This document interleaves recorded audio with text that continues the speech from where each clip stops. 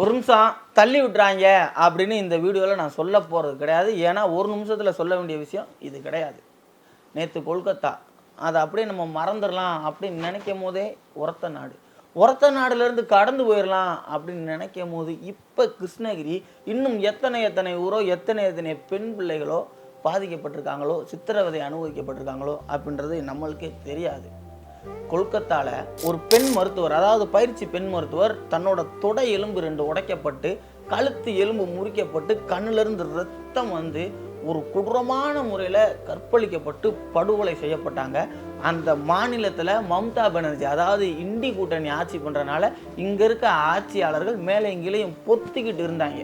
சரி, அவங்க அநாகரி அரசியல் பண்ணி தொலைவாங்க, அவங்கள பற்றி நம்மளுக்கு தெரியத்தானே செய்யும்.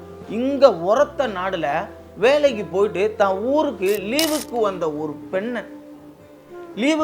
ஒரு பெண் தன்னோட ஆண் நண்பரை பார்க்க போயிருக்கு. அந்த ஆண் நண்பரும் அவங்க கூட இருக்க சில கஞ்சா குடிகளும் சேர்ந்து அந்த பிள்ளைய பலவந்தமாக கற்பழிச்சிருக்காங்க. அந்த பிள்ளையோட பெண் உறுப்புலேருந்து ரத்தம் கொட்டுன்னு கொட்டி அந்த பிள்ளை ஆஸ்பத்திரியாக அலைஞ்சு, எந்த ஆஸ்பத்திரியிலும் இது போலீஸ் கேஸு, உனக்கு ட்ரீட்மெண்ட் பண்ண மாட்டேன் அப்படின்னு சொல்லிட்டு ஒரு கொடூரமான வேலை நடந்துச்சு. அதுக்கும் இங்கே இருக்க ஆட்சியாளர்கள் கப்பு சிப்புன்னு தான் இருந்தாங்க. இப்போ கிருஷ்ணகிரியில் கிங்ஸ்லி அப்படின்னு ஒரு கிறிஸ்தவ பள்ளி, முழுக்க அந்த பள்ளியை ஒரு கிறிஸ்தவ மிஷினரி தான் நடத்திக்கிருக்கு.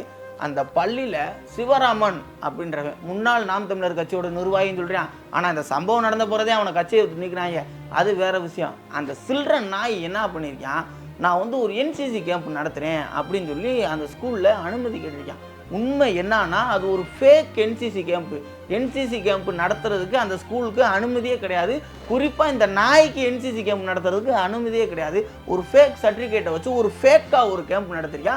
ஒரு ஸ்கேம்னே வச்சுக்கலாம். அதாவது மாணவிகள்கிட்ட இருந்து காசை பிடுங்கி அதுலேருந்து ஒரு ஸ்கேம் பண்ணுற டீம் தான் இவங்க. அது எப்படி இந்த தனியார் ஸ்கூலு எதையுமே விசாரிக்காமல் இவங்களை உள்ளே விட்டுச்சு அப்படின்னு தெரியல. அது சரி, அவன் கிறிஸ்தவ ஸ்கூல் தானே, அவனுக்கு தேவை பணம் தானே, பிள்ளைகளோட படிப்பும் பாதுகாப்புமா அவனுக்கு முக்கியம். எப்படி இந்த கிறிஸ்தவ பள்ளி எந்த ஒரு டாக்குமெண்ட்டும் இல்லாமல் இந்த 2 நாய்களையும் உள்ளே விட்டாங்க அப்படின்னு தெரியல. அது சரி, அவங்களுக்கு பிள்ளைகளோட படிப்பும் பாதுகாப்புமா முக்கியம், பணம் தானே முக்கியம். அதுக்காக என்ன வேலை வேணால் அவங்க பண்ணுவாங்க. சரி, மேட்ருக்கு வருவோம். அதே மாதிரி என்சிசி கேம்ப் நடத்துகிறேன்னு சொல்லி ஸ்கூலில் வந்து முகாம் விட்டாங்க. கிட்டத்தட்ட 6 நாள் சின்ன குழந்தைங்க, 12 வயசு 13 வயசு 14 வயசு அப்படின்ற வரிசையில் அவங்க வீட்டில், அந்த பெண் பிள்ளைகளோட வீட்டில் தன் மகளை எப்படி அனுப்பிச்சுட்ருப்பாங்க. என்சிசியில் சேர்ந்தால் போலீஸ் ஆயிடலாம், ஒரு ஆர்மிக்கு போயிடலாம், தான் குடும்ப கஷ்டம் தீர்ந்துடும், என் பிள்ளை நல்ல நிலைமைக்கு வந்துடும், நாட்டுக்காக என் பிள்ளை போயிடும் அப்படின்னு நினச்சி தான் நான் அனுப்பிட்டுருப்பாங்க. அந்த நம்பிக்கைக்கு பொய்யாக்குறதுக்கு உங்களுக்கு எப்படி மனசு வருது? அந்த சிவராமன் அப்படின்ற சில்ற நாய் என்ன பண்ணியிருக்கான், என்சிசி கேம்ப் முடிச்சுட்டு ஒரு நாள் நைட்டு மாணவிகள் போய் உறங்கியிருக்காங்க.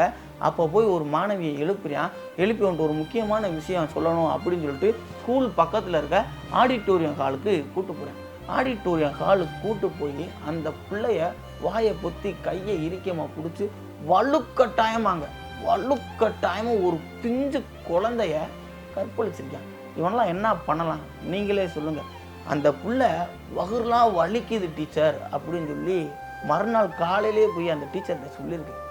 அந்த டீச்சர் என்ன சொல்லியிருக்காங்கன்னு தெரியுமா, இதெல்லாம் நீ வந்து உங்கள் அம்மா அப்பாட்ட சொல்லாத, சொன்னால் இது உனக்கு அசிங்கம், உங்கள் அம்மா அப்பாவுக்கும் அசிங்கம், இந்த ஊருக்கும் அசிங்கம், இந்த ஸ்கூலுக்கும் அசிங்கம் அப்படின்னு சொல்லியிருக்காங்க. ஏண்டா உங்கள் அசிங்கத்துக்கு இந்த பிள்ளை வந்து வழியை பொறுத்துக்கிறணுமா? இல்லை நீங்கள் எந்த காலகட்டத்தில் இருக்கீங்க? இன்னும் எத்தனை நாள்? அதாவது ஒரு பெண் கற்பழிக்கப்பட்ட பெண் தான் அசிங்கப்படணுமா? கற்பழிச்சவன் தான் அசிங்கப்படணும்? எந்த காலகட்டத்தில் இருக்கீங்க நீங்கள்? என்ன ஒரு மைண்ட் செட்டில் இருக்கீங்க? ஒன்றுமே புரியலை அப்படின்னு சொல்லவுமே அந்த பிள்ளை பயந்து போய் தான் அப்பா அம்மாட்டையும் சொல்லாமல் அமைதியாகவே இருந்திருக்கு. ஒரு 2-3 நாள் போக திடீர்னு அந்த பிள்ளை எனக்கு வகுர்லாம் வலிக்குதுப்பா அப்படின்னு சொல்லி அவங்க அப்பாட்ட கிடந்து துடிச்சிருக்கு. உடனே அவங்க அப்பா, ஐயோ என் பிள்ளைன்னா அப்படி துடிச்சு போச்சு அப்படின்னு சொல்லி அதே கிருஷ்ணகிரியில் ஒரு கவர்மெண்ட் ஹாஸ்பிட்டலில் போய் காமிக்கிறப்போ தான் தெரியுது இந்த குழந்தை பாலியல் வன்கொடுமைக்கு ஆளாக்கப்பட்டிருக்கு அப்படின்னு. உடனே சைல்டு ஹெல்ப்லைனுக்கு அவங்க அப்பா ஃபோன் போட்டு உடனே அங்கேருந்து ஆள் வந்து அந்த சைல்டு ஹெல்ப்லைன் வந்து அந்த குழந்தைகிட்ட விசாரிக்கும் போது இந்த மாதிரி இந்த சிவராமன் அப்படின்ற ஒரு சில்ற நாய் என்னை இப்படி பண்ணிட்டான் அப்படின்னு சொல்லி அந்த பிள்ளை கண்ணீர் வடித்து சொல்லியிருக்குங்க. உடனே அவனை தேட போயிருக்காங்க. அவன் தலைமறைவு ஆகிட்டான். இதில் ட்விஸ்ட்டு என்னன்னா, அந்த குழந்தை சொன்ன பிறகு இந்த சைல்டு ஹெல்ப்லைன்லேருந்து அந்த ஸ்கூலில் போய் விசாரிச்சிருக்காங்க. விசாரிக்கையில் இப்போ நான் வீடியோ போட்டிருக்கிறது வரைக்கும் கிட்டத்தட்ட ஒரு 14 பெண் குழந்தைகள் என்னை இப்படி தான் செஞ்சான், என்னை இவன் இப்படி தான் செஞ்சான் அப்படின்னு சொல்லியிருக்கு. 6 நாளில் 14 பெண்களை 2 பேர் மட்டும் செஞ்சுருக்காங்க. எவ்வளோ பெரிய குற்றமான விஷயம் இது. இதெல்லாம் கண்டிக்கணுமா இல்லையா? இந்த கவர்மெண்ட் என்னதான் செய்யுது? இவங்களுக்கு போக்சோ சட்டம் அப்படின்னு ஒன்று போட்டாலும் இவங்க திருந்த மாட்டாங்க அப்படின்றது இதிலிருந்தே தெரியுது.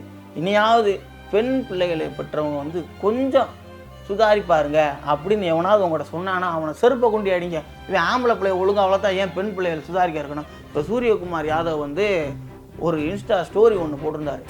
அதாவது என்னன்னா, பெண் பிள்ளைகளை பாதுகாப்பாக இருங்க அப்படின்னு சொல்லாதீங்க, ஆண் பிள்ளைகளை நீங்கள் ஒழுங்காக வளங்க அப்படின்னு. நேற்று தான் ரக்ஷா பந்தன் வேறு நடந்து முடிஞ்சிருக்கு.